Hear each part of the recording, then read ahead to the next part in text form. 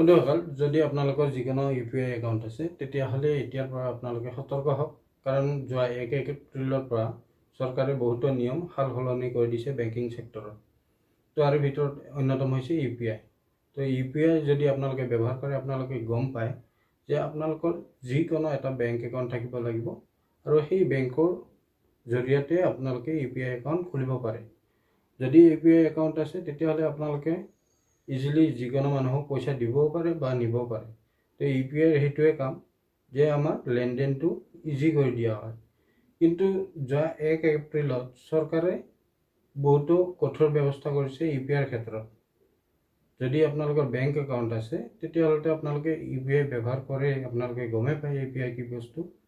তো এতিয়া চৰকাৰে কি কৰিছে, ইয়াতে UPI ব্যৱহাৰৰ ক্ষেত্ৰত কিছুমান নিয়ম সাল সলনি কৰা হৈছে। মই নিয়মকেইটা আপোনালোকক জনাইছোঁ।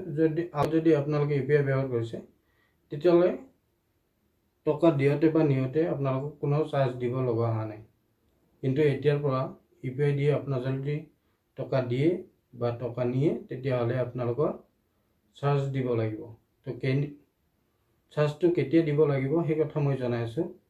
তাৰে ভিতৰত আমি জানিব লাগিব UPI একাউণ্ট কেনেকৈ কাম কৰে। UPI একাউণ্ট ফাৰ্ষ্ট টাইম কাম কৰে, আপোনালোকৰ যিকোনো এটা বেংক একাউণ্ট থাকিব লাগিব UPIৰ কাৰণে। এতিয়া আপোনাৰ যিকোনো এটা বেংক একাউণ্ট লাগিব। মই ধৰিছোঁ SBIৰ আছে আপোনালোকৰ। তো আপোনাৰ একাউণ্টটো হৈ গ'ল। এই একাউণ্টৰ ভিতৰত 2 ধৰণৰ একাউণ্ট হয়। এটা হ'ল বেংক একাউণ্ট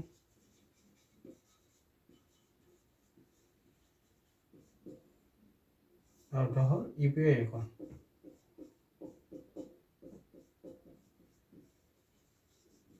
UPI একাউণ্ট তো আগত কি আছিলে, এনে ধৰণৰ আছিলে, মানে বেংকৰ আপুনি যেতিয়া একাউণ্ট খোলে তেতিয়া তাৰে ভিতৰত এটা বেংক একাউণ্ট হৈছে আৰু UPIৰ কাৰণে যেতিয়া আপুনি UPI কৰে তাৰ কাৰণে এটা এক্সট্ৰা একাউণ্ট তাৰ ভিতৰত হৈ যায়। যেতিয়া UPI দি টকা লয় তেতিয়া আপোনালোকৰ UPI একাউণ্টত টকাখিনি আহি যায়।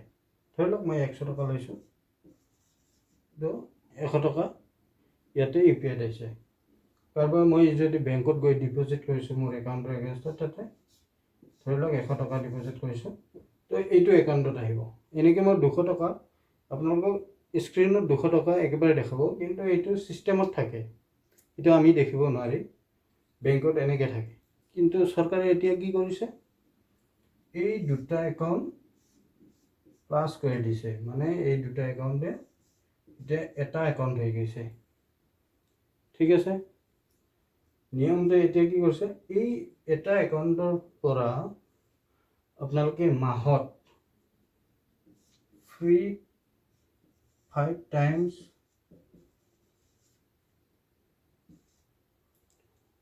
উইথড্ৰ কৰিব পাৰিব, মানে উলিয়াব পাৰিব। তো ফ্ৰীতে আপুনি 5 টাইমছ আপোনালোকে উইথড্ৰ কৰিব পাৰিব।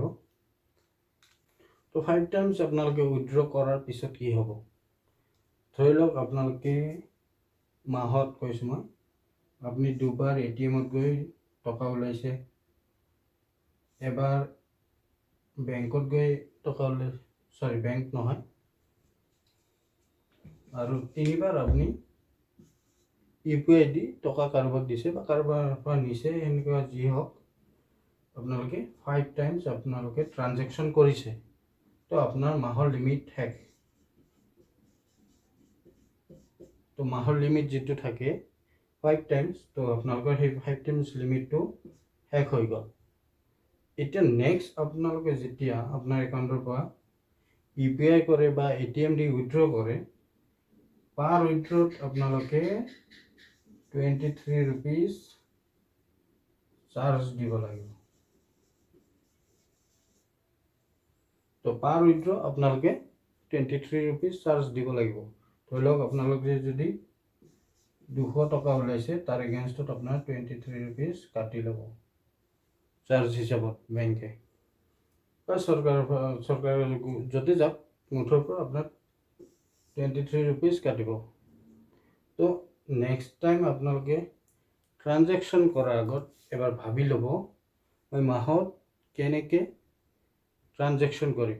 আৰু 5 টাইমছে ফ্ৰী হয়, আপুনি যিকোনো ATM হওক বা য'তে যাওক।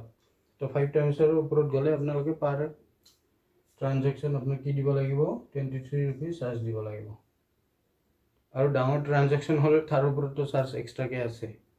তো মই সেইটো সৰু সুৰা ট্ৰানজেকশ্যনৰ কথাই কৈছোঁ।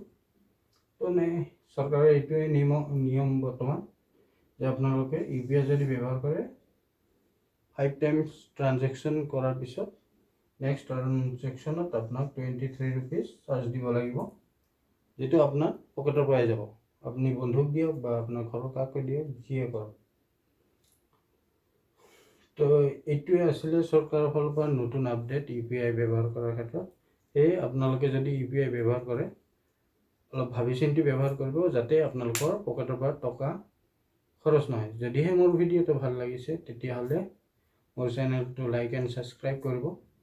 এনেধৰণৰ মই ইনফৰ্মেটিভ ভিডিঅ' আগন্তুক দিনতো লৈ আহিম। তো মোৰ লগত থাকিব। Thank U.